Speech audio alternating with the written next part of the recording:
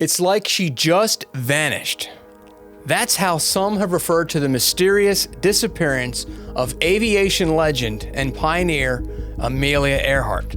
But what really happened? And why does her disappearance continue to fascinate people almost 90 years later? On this episode of Revealing History, we're going to delve into the circumstances surrounding the strange disappearance of famed aviator Amelia Earhart. When Amelia Earhart was born in 1897, the Wright brothers had still not made their famous flight at Kitty Hawk, North Carolina. She lived for a time with her grandmother in Kansas and had tomboy tendencies. At the age of 7, she rode on a Ferris wheel at the St. Louis World's Fair. That's when she learned that she was rather fond of heights. At the Iowa State Fair in 1908, Amelia saw her first airplane. And little did Amelia know at the time that day would shape the rest of her life. When the United States joined the fight in Europe during World War I, Amelia was drawn to serve and became a nurse with the Volunteer Air Detachment of John Ambulance Brigade. In 1920, Amelia Earhart took flight for the first time with barnstormer Frank Hawks. Now that must have seriously impressed her, because afterwards she stated, "As soon as we left the ground, I knew I myself had to fly." Only a few days later, she would take her first flying lesson. And 6 months after that, she purchased her first airplane, a yellow Kinner Airster that she called the Canary.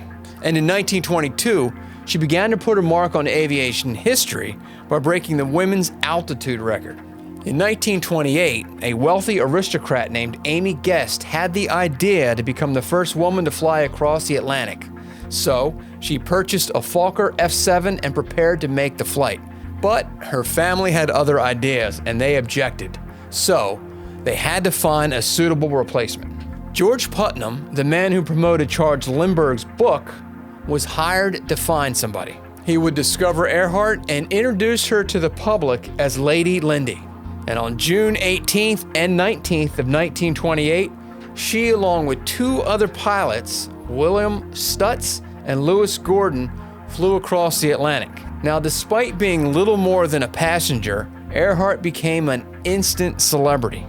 Amelia Earhart was a publicist's dream. She was making waves in aviation in what had been a field dominated by men.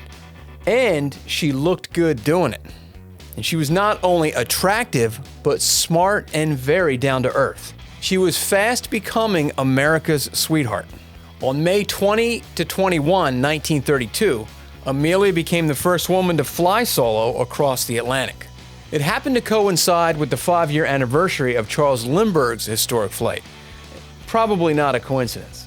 She would be awarded the Distinguished Flying Cross for her efforts.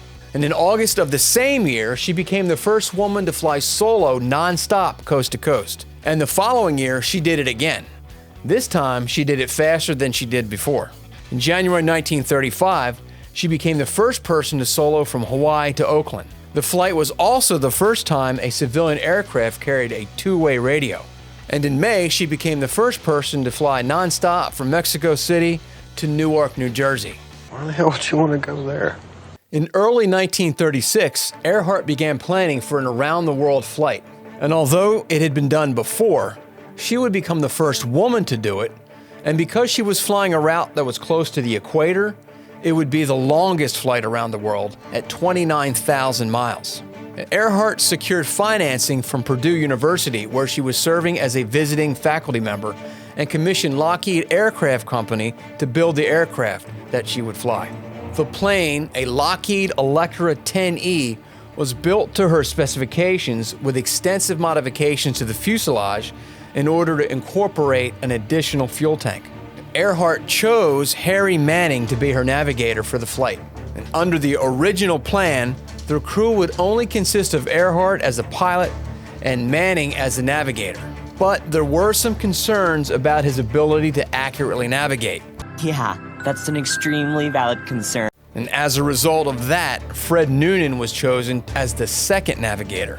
And Noonan had recently left Pan Am and had experience in both marine and flight navigation and was familiar with the South Pacific. The plan was for Noonan to navigate one of the more difficult legs of the journey, Hawaii to the Howland Island. And from there, Manning would assume the navigation duties until they landed in Australia. Earhart would then proceed on her own for the remainder of the journey. Amelia Earhart's first attempt at circumventing the globe began on March 17, 1937. She, along with Fred Noonan, Harry Manning, and her technical advisor, Paul Mantz, who was a Hollywood stunt pilot, were on board. They landed in Hawaii, where the aircraft needed to be serviced because of mechanical issues with the propeller hubs. 3 days later, they attempted to resume the flight, this time with only Earhart, Noonan, and Manning on board. The trip ended abruptly when the aircraft crashed during takeoff, severely damaging the propellers. The trip was ended and the plane was returned back to California to the Lockheed plant for repairs. The second attempt to fly around the world began on May 20th, 1937, from Oakland, California. This time the plan was to fly from west to east. Her only crew member on this attempt was Fred Noonan. And incidentally, neither he or Earhart were skilled radio operators. That would seem to be a problem. After numerous stops along the way, the pair landed at Lae, New Guinea on June 29, 1937. They had completed 22,000 miles of the 29,000-mile journey. The remainder of the flight was the most dangerous part and took place over the South Pacific Ocean. On the morning of July 2nd, the pair took off from New Guinea in their Electra with plans to land at Howland Island, an uninhabited coral island located just north of the equator in the Central Pacific Ocean and approximately halfway between Australia and Hawaii. The aircraft for this leg was loaded with 1,100 gallons of fuel to cover the 2,556 miles between New Guinea and the Howland Island. The expected flight time was 20 hours. The United States Coast Guard sent the Itasca to Howland Island to communicate with Earhart and to help guide them to the island once they got in the vicinity. Now, for reasons that we can only speculate on, that did not happen. Now, at this point in the story, we really don't know why the communications between Earhart and the Coast Guard failed. There are reports that there was confusion concerning the planned communication schedule. You see, Earhart was using the Greenwich Civil Time, while the Coast Guard was using the Naval Time Zone designation system. And prior to the flight, a directional finding system had been installed on the aircraft. It had been reported that Earhart was not completely familiar with its operation. It has also been reported that one of the plane's antenna was torn off during takeoff in New Guinea. The Coast Guard ship did receive strong and clear voice transmissions from Earhart using her call sign KHAQQ, but she apparently was unable to hear voice communications coming from them. A radio call was received by the ship from Earhart requesting that the ship use its direction finder to provide a bearing to her. But that never happened because the ship was unable to tune into the aircraft's frequency. That's probably something that should have been discovered earlier when there could have been something done about it. About 2 hours later, another radio call was received from Earhart. This time the ship responded using Morse code, which Earhart acknowledged. However, she stated that she was unable to determine their direction. And yet, another transmission from Earhart was received 45 minutes later and seemed to suggest that they thought they had reached the Howland Islands' charted position. But they were mistaken. The Itasca generated smoke using its oil-fired boilers in the hopes that Earhart and Noonan would see them and could use it to find the island. That, unfortunately, did not work either. And all attempts to contact Earhart and Noonan failed. A response from them may have been received by operators in the Pacific and the United States. However, the signals were too weak and garbled to be understood. It seems if it could go wrong, it did. For 4 or 5 days, signals were noted from various different locations that were attributed to Earhart and Noonan. If true, the aircraft must have landed somewhere. If it was in the water, the electrical system would have shorted out before the signals could be transmitted. It is possible, though, that the signals were not actually from Earhart or Noonan. An hour after Earhart's last transmission, the Coast Guard ship Itasca began its search based on assumptions of where they thought her and Noonan were. After 4 days, the United States Navy joined in the search. It included the battleship Colorado and naval aircraft. Efforts to find Earhart and Noonan lasted until July 19th and cost $4 million, the most costly search effort in United States history to date. The search was hindered by several factors. First, search and rescue techniques at the time were rudimentary at best.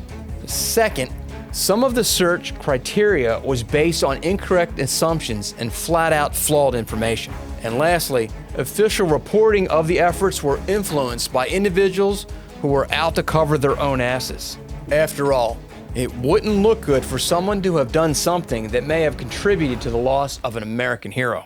Despite an extensive search by the Coast Guard, the Navy, and a Japanese oceanographic survey ship and seaplane that covered 150,000 square miles, not a single piece of physical evidence of Earhart, Noonan, or their aircraft was ever found.